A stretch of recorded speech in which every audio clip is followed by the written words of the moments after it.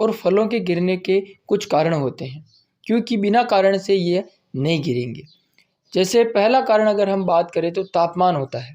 तापमान अगर या टेम्परेचर हम कहें, अगर ज़्यादा या एकदम बिल्कुल गिर जाता है, जैसे रात को बिल्कुल ठंड और दिन में बिल्कुल फुल गर्मी पड़ती है, तो उसके कारण भी जो पौधा है उस पर गलत इफ़ेक्ट होता है, जिससे जो पौधा है वो टेम्परेचर को सही से समझ नहीं पाता है, जिससे भी उसके जो फल और फूल जो होते हैं छोटी अवस्था में उस समय बहुत प्रभावित होते हैं।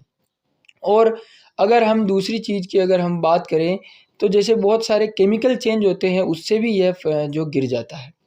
क्योंकि जैसे नाइट्रोजन की अगर कमी हो रही है, तो भी पौधे में जो फल या फूल है वह गिर जाएँगे। और अगर बहुत ज़्यादा अधिकता भी हो गई नाइट्रोजन की, तो भी यह फल या फूल होते हैं वह गिर जाते हैं।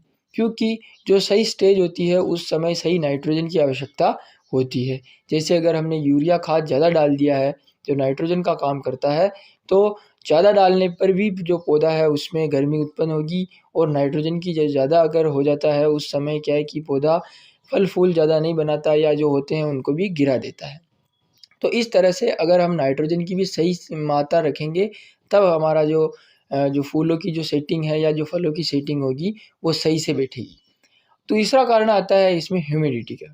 अगर ह्यूमिडिटी भी पर्यावरण में बहुत ज़्यादा चेंज हो रही है, जैसे रात को मैंने बताया कि बिल्कुल ठंड हो जाती है और हवा चलने लग जाती है एकदम से, या दिन में बिल्कुल हवा न के बराबर चलती है, तो उसके कारण भी जैसे इसके जो फल या फूल की जो सेटिंग है वो बहुत ज़्यादा प्रभावित होती है।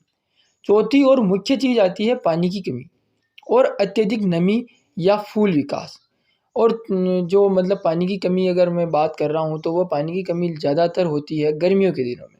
अगर हमने गर्मियों के दिनों में पानी का पूरा ध्यान नहीं रखा, या बहुत दिनों में एक बार पानी पिलाया, तो जो जितना भी फल या फूल नया आएगा वो गिर जाएगा। और चौथा कारण या पाँचवा कारण अगर हम कहें, तो यह लू का कारण भी हो सकता है।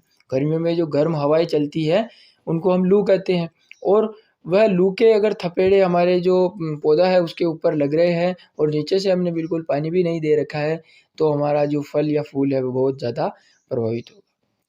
अब हम बात करते हैं इसकी रोकथाम की।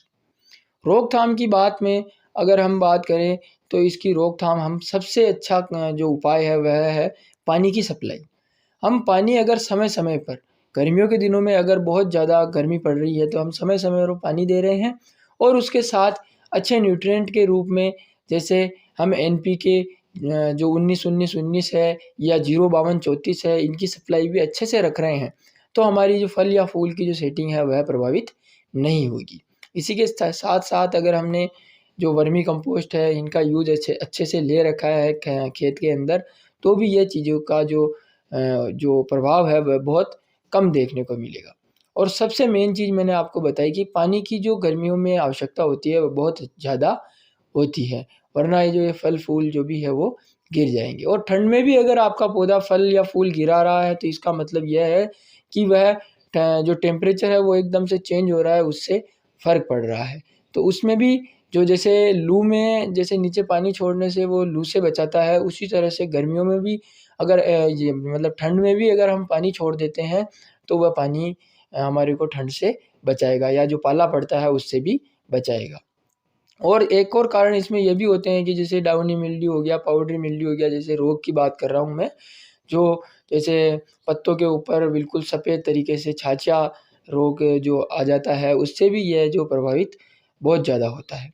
तो इसकी रोकथाम के लिए हमारे को हेक्साकोनाज़ोल या इनका जो भी केमिकल जो आते हैं उनका स्प्रे कर देने से भी यह समस्या बिल्कुल ख़त्म हो जाती है।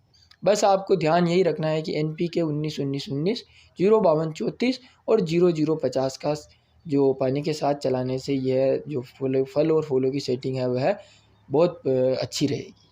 अगर यह वीडियो आपको अच्छा लगा है तो इस वीडियो को लाइक करें, शेयर करें और इस चैनल को सब्सक्राइब ज़रूर करें।